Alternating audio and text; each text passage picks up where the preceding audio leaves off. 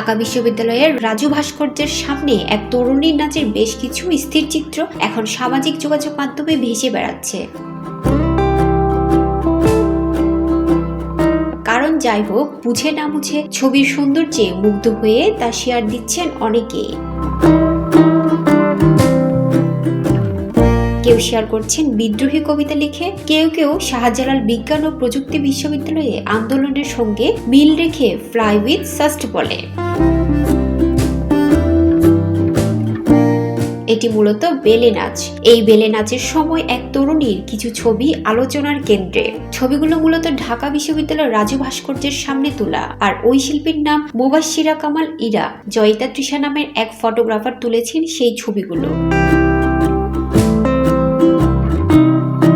তৃষা জানান, বিশ্ববিদ্যালয় শেষ করে ফটোগ্রাফিতে ডিপ্লোমা ও অ্যাডভান্স ডিপ্লোমা করেন। 4 বছর ধরে ফটোগ্রাফি করছেন।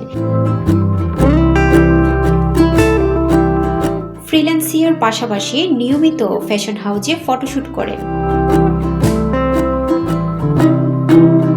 ভিন্ন কিছুর চিন্তা থেকে ঢাকার রাস্তায় বেলে নাচ পরিবেশনের পরিকল্পনা মাথায় আসে তার। নাম দেন বেলেরিনা।